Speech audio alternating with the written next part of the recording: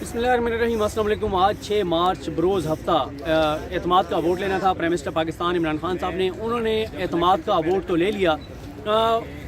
ऐवान के अंदर क्या होता रहा, पार्लियामेंट के अंदर क्या होता रहा, उससे तो मैं आपको अगली वीडियो में आगाह करूँगा। और कुछ चीज़ें मैंने बात की भी है इस नकवी साहब के साथ वीडियो में कि जब इमरान खान साहब तकरीर कर रहे थे उस दौरान हम बाहर आए। बाहर आकर हमने देखा कि क्या सूरत हाल है। आप बहुत से यूट्यूब चैनल्स पर, टीवी चैनल्स पर देख चुके होंगे कि कितनी बड़ी तादाद में आज बाहर लोग आए थे। लेकिन इस वीडियो में मैं आपके सामने रखूंगा कि प्राइम मिनिस्टर पाकिस्तान ने अपनी तकरीर में कौन से 9 इंपॉर्टेंट नुकात कहे हैं। और मैं ये समझता हूँ आज उनकी तकरीर जो थी उसमें 2 तल्ख हक़ाइक़ थे जिनका उन्होंने पहली मरतबा एतराफ़ किया है और कौम को उससे आगाह किया है। सबसे पहली उनकी जो तल्ख हकीकत थी वो ये थी, गो कि उन्होंने तकरीर में बात करते करते बहुत आगे जाकर वो बात की, लेकिन वो तल्ख हकीकत ये थी जब उन्होंने ये कहा कि अदालतें और नैब मेरे मातहत नहीं हैं।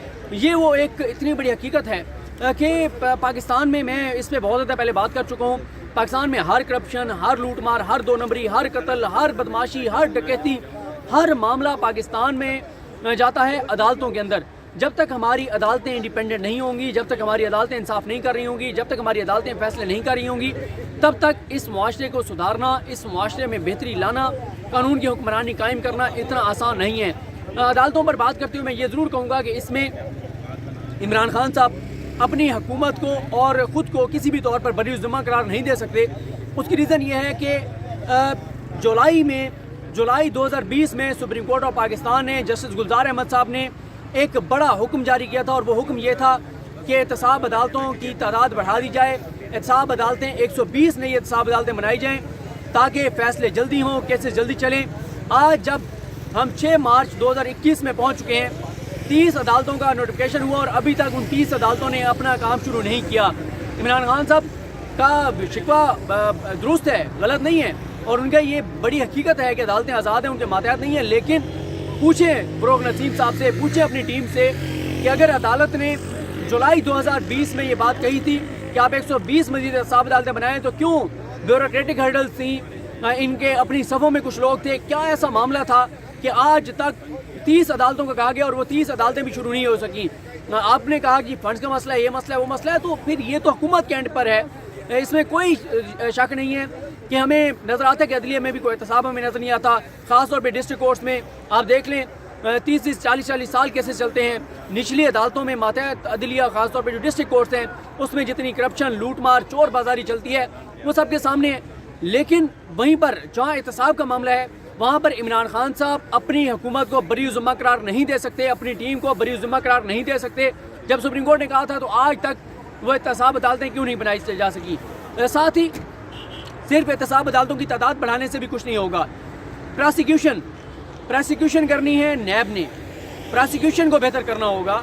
जो केसेस बनाने होते हैं, आप देखें हमजा शहबाज का केस है, उसमें 110 गवाहों को रखा गया है। 20 माह हमजा शहबाज जेल में रहा, टोटल 8 गवाहों के बयान रिकॉर्ड हुए और 102 के बयानात रहते हैं। तो ये बहुत बड़े मामलात हैं। तो लेकिन ये एक बड़ी हकीकत है जो इमरान खान साहब ने सामने रखी है कि अदलिया उनके मातहत नहीं है, अदलिया आज़ाद है। और उन्होंने कहा है कि अदालतों को जो भी हमारी सपोर्ट चाहिए हम देने को तैयार हैं। लेकिन इमरान खान साहब को सबसे पहले तो एहतसाब अदालतों की तादाद जो जिस तरह सुप्रीम कोर्ट ने कहा था उसके ऊपर इम्प्लीमेंट करवाना चाहिए और पूछना चाहिए अपनी टीम से कि किसकी नाअहली है कि अब तक वो एहतसाब अदालतें काम ही नहीं कर सकी जो 30 नई का नोटिफिकेशन भी हुआ है। दूसरा, उन्होंने नैब की बात की, ये बात भी उनकी दुरुस्त है कि नैब उनके मातहत नहीं है। नैब के ऊपर भी बहुत बड़ी जिम्मेदारी है। हम देखते हैं कि नैब की जानिब से केस बनते हैं और जो केस बनता है वो इतना क्लियर होता है, जब आगे शहजाद अकबर साहब या नैब बताती है कोर्ट में, इतना क्लियर केस होता है कि 1 हफ्ते के अंदर अंदर वो केस अपने मंतकी इंजाम को पहुँच सकता है। लेकिन वहाँ पर क्या मसाइल हैं, वही बात, जब आप 100 गवाह रख देंगे तो कैसे केस अपने मंतकी इंजाम को पहुँचेगा। जब एक केस की बारी लगे कि समाअत होगी और महीने बाद उसकी अगली समाअत होगी, कैसे फैसले होंगे। तो मैं ये समझता हूँ कि ये एक बहुत बड़ी हकीकत थी। दूसरा, इमरान खान साहब इस सारे अमल में जो एक और चीज़ सामने आई है वो ये है कि उनके पास जो मैंडेट है वो आप देख लें, इत्तेहादियों की बैसाखियों पर खड़ी है ये हुकूमत। इस हुकूमत को कहा जाता है कि 4 वोटों की हुकूमत है और इस हुकूमत की सूरत हाल ये है कि हम ये देखते हैं कि हर मामले के ऊपर हुकूमत को ब्लैकमेल होना पड़ता है, कभी इत्तेहादियों पे से, कभी अपने लोगों से, कोई वजारत मांगता है तो कोई इख्तियारात मांगता है, कोई फंड्स मांगता है, किसी का कोई मसला है, किसी का कोई मसला है, बजट का मामला हो या कोई भी तरमीम हो, کوئی بھی قانون سازی ہو، ہر موقع پر ہم نے دیکھا ہے کہ یہ حکومت بلیک میل ہوتی ہے. ظاہر ہے ایک یہ تلخ حقیقت ہے کہ 4 ووٹوں کی جس طرح کہا جاتا ہے کہ یہ حکومت ہے، اتحادی اگر ساتھ کھڑے نہ ہوں تو حکومت دھڑام سے گر جاتی ہے، اور اتحادی ہر موقع کے اوپر بلیک میل بھی کرتے ہیں اور چیزیں مانگتے ہیں. تو یہ بھی ایک حقیقت ہے کہ اسی مینڈیٹ کے ساتھ جتنا وہ ڈیلیور کر سکتے ہیں ان کو کرنا ہوگا. لیکن جیسے عمران خان صاحب نے کہا کہ وہ اکیلے کرپشن کے خلاف کچھ نہیں کر سکتے، معاشرے کو بھی انہوں نے کہا، لوگوں کو بھی انہوں نے کہا، اور یہ بھی ایک تلخ حقیقت ہے. آپ یہ دیکھیں ہمارے ہاں جس کے پاس جتنا پیسہ ہوتا ہے اس کو اتنی زیادہ عزت دی جاتی ہے. ہم یہ نہیں دیکھتے کہ اس بندے کے پاس جو پیسہ ہے وہ کرپشن کا ہے، لوٹ مار کا ہے، 2 نمبری کا ہے، حرام کا ہے.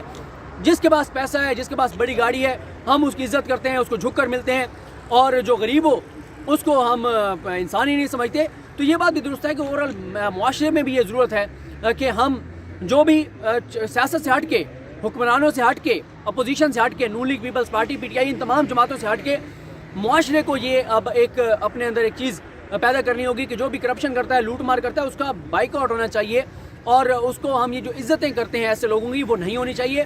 اور جو کرپشن کرے، لوٹ مار کرے، کسی کا حق مارے، حرام کھائے، وہ تو معاشرے میں الگ تھلگ ہو کر رہ جائے، کوئی بندہ اسے سلام بھی نہ کرے. لیکن بدقسمتی ایسا نہیں ہے، یہ بھی ایک پوائنٹ تھا. اس کے بعد الیکشن کمیشن کے حوالے سے انہوں نے جو بات کی، انہوں نے کہا کہ مجھے صدمہ ہوا اس بات سے جب الیکشن کمیشن آف پاکستان نے یہ کہا کہ الیکشن جو ہیں وہ شفاف ہوئے. اس پہ میں کیونکہ اتنی زیادہ بات کر چکا ہوں، میں مزید اس پہ بات نہیں کروں گا. یہ بات ایک درست ہے کہ الیکشن کمیشن نے جو شفاف الیکشن کروایا اس پہ میں آپ کو پتا ہے 10 ویڈیوز کر چکا ہوں، مزید اس پہ کوئی چیز ریپیٹ نہیں کروں گا. لیکن یہ بھی بدقسمتی ہے کہ آج بھی اداروں کے اوپر ہمیں انفلوئنس نظر آتا ہے پیپلز پارٹی اور پی ایم ایل این کا، پی ڈی ایم کا، اور اس کی سب سے واضح مثال الیکشن کمیشن آف پاکستان نے جو کیا ہے وہ آپ کے سامنے ہے. اس کے بعد عمران خان صاحب نے بتایا مشکل حالات تھے، معاشی حالات ہوں، کووڈ آ گیا، ساری چیزیں جس حال میں معیشت ملی تھی، وہ کہتے ہیں مشکل فیصلے لیے، بدترین دور گزر گیا ہے، آگے اچھی چیزیں آنے والی ہیں. وہ جیسے وہ بتا رہے تھے مختلف چیزیں ہیلتھ کارڈ کے حوالے سے انہوں نے بتایا پنجاب میں اس سال کے اینڈ تک 100% مل جائیں گے. ذرا تصور کریں، جس کے پاس ہیلتھ کارڈ ہے پہلے وہ علاج نہیں کروا سکتا تھا، اب 10 لاکھ روپے تک کا پرائیویٹ ہاسپٹل میں بہترین علاج کرا سکتا ہے. عمران خان صاحب یہ سمجھتے ہیں کہ ان کے جو پروجیکٹس ہیں، ان کی جو اقدامات ہیں وہ لانگ ٹرم ہیں، یا جو مڈ ٹرم ہیں وہ بھی ابھی رزلٹ اگلے سال 1.5 سال میں آنے شروع ہوں گے. مثال کے طور پہ جو 2 شہر نئے بنائے جا رہے ہیں وہ لانگ ٹرم میں، ڈیم 2 بن رہے ہیں وہ لانگ ٹرم میں، وہ اگلی کم از کم 5-7 سال بعد جا کر وہ مکمل ہوں گے. کنسٹرکشن والا جو پیکیج دیا اس کے اوپر کام ہو رہا ہے، اس کے آہستہ آہستہ اس کے جو ہے وہ رزلٹ آئے گا. جو ہاؤس فائنینسنگ ہے وہ شروع ہو چکی ہے، ابھی بہت تھوڑے پیسے دیے جا رہے ہیں، وہ زیادہ ہوں گے، اس کا زیادہ فائدہ ہوگا. پھر اسی طرح سے ہیلتھ کارڈ کا میں آپ کو بتا چکا ہوں کہ اس سال کے آخر تک احساس پروگرام آپ کے سامنے ہے، وہ ہو رہا تھا، پھر کووڈ آ گیا، اس کی وجہ سے معاملات گڑبڑ ہو گئے، وہ چیزیں. تو عمران خان صاحب یہ سمجھتے ہیں کہ ان کے بہت سارے جو پروجیکٹس ہیں وہ ابھی پائپ لائن میں ہیں، اور اس کا رزلٹ بہت جلد عوام کو دیکھنے کو ملے گا، لیکن وہ سٹیپ بائی سٹیپ ہوگا، ایک رات میں ایک دن میں وہ نہیں ہو سکے گا. اس کے بعد جیسے ایکسپورٹس کا انہوں نے بتایا، ایکسپورٹس بڑھ رہی ہیں لیکن ٹائم لگے گا ان کے بڑھنے میں. اور کامیاب جوان پروگرام شروع کیا ہے، اس کو بھی ابھی وہ سپیڈ نہیں اس کی نظر آتی جو ہونی چاہیے تھی. اس کے بعد جو عمران خان صاحب نے بات کی وہ آصف علی مہنگائی کے بارے سے انہوں نے بات کی کہ دیکھیں ایک بہت بڑا فیکٹر مہنگائی میں ہوتا ہے بجلی، ایک بہت بڑا فیکٹر ہے.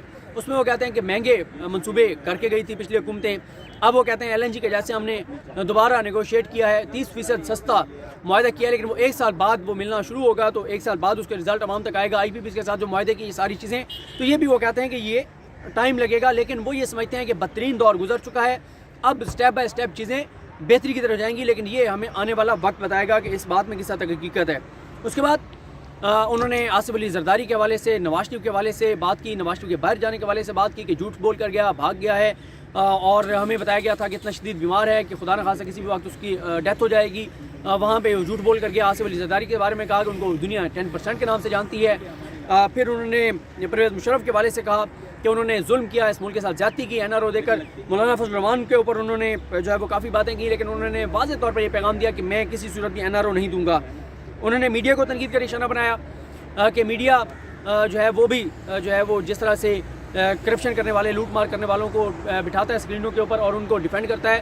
اور خاص طور پر انہوں نے اینکرز کو جو ہے وہ تنقید کا نشانہ بنایا. جو 12 اینکرز منصور علی خان، نجم سیٹھی سمیت جو 12 اینکرز گئے تھے اسلام آباد کورٹ میں کہ نواز شریف اور اسحاق ڈار کی تقریریں لائیو دکھائی جائیں، ان کے انٹرویوز کرنے کی ہمیں اجازت دی جائے. اور آخر میں انہوں نے کچھ اور چیزیں کہی ہیں، جس میں سب سے امپورٹنٹ چیز جو تھی، اللہ کرے اگر اس پہ عمل ہو گیا، وہ ہے کسانوں کے حوالے سے. انہوں نے کہا ہے کہ اب وہ اس پر توجہ دیں گے. اللہ کرے کہ کسانوں کے اوپر وہ توجہ دیں. کسان ہمارا خوشحال ہوگا, پاکستان خوشحال ہوگا. 50-60% آبادی کا دار و مدار زراعت کے اوپر ہے. کسان کو فیسیلیٹیٹ کرنے کی ضرورت ہے. کسان مشکل حالات میں ہے. کسان کو اگنور کرنے کی وجہ سے ہم نے دیکھا چینی ہمیں امپورٹ کرنی پڑی, گندم ہمیں امپورٹ کرنی پڑی. یہ بہت بڑا مسئلہ ہے جس ہمیں کسانوں کو اگنور کرنے کی وجہ سے, نظر انداز کرنے کی وجہ سے, جو بھی وجوہات ہوں, پاکستان نے بہت نقصان اٹھایا ہے. تو اب اللہ کرے کہ کسانوں کے اوپر فوکس ہو. اس کی وجہ یہ ہے کہ یہ بڑا شارٹ ٹرم ہے. کسانوں کو آپ فیسیلیٹیٹ کریں گے تو جس کے پاس 1 ایکڑ ہے, 2 ایکڑ ہے, جتنی وہ اسے پیداوار حاصل کر رہے ہیں, اگر بیج اچھا ہوگا, ریسرچ اچھی ہوگی, اگر اس کو آپ کھاد سستی دے رہے ہیں, وہ اگر اس کے اوپر کوشش کرے گا, محنت کرے گا, تو جتنا اس 2 ایکڑ سے وہ پہلے آپ ایسا سمجھیں کہ پیداوار لے رہے ہیں, وہ اس سے زیادہ اسی 2 ایکڑ سے وہ حاصل کر سکتا ہے. تو ایک آسان طریقہ کار ہے پاکستان کو آگے لے جانے کا. اور پاکستان میں جو ہے وہ جس طرح عمران خان صاحب نے کہا کہ جیسے ویلتھ کریشن ہوگی تو چیزیں بہتری کی طرف جائیں گی. اور کرنٹ اکاؤنٹ ڈیفیسٹ کے حوالے سے انہوں نے بتایا, اس حوالے سے میں سہیل اقبال بھٹی صاحب کے ساتھ تفصیل سے بات کروں گا. کرنٹ اکاؤنٹ ڈیفیسٹ کیا ہوتا ہے, عوام کو سمجھائیں. اور عمران خان صاحب نے جیسے کہا کہ اب ہم سرپلس میں, وہ معاملہ نہیں ہے جو پہلے $40 ارب کا گیپ تھا. خیر, اور بھی اس حوالے سے بات کریں گے. آج پورا دن کیا ہوتا رہا اندر اور باہر, جہاں پر اس وقت میں موجود ہوں یہاں پہ بھی چیزیں چلتی رہیں کافی ساری. اور کچھ چیزوں پہ میں نے بتایا کہ عیسیٰ نقوی صاحب کے ساتھ میں بات کر چکا ہوں. مجھے اپنی دعا میں یاد رکھیں. لکی ہم سب کا حامی ناصر. اللہ حافظ.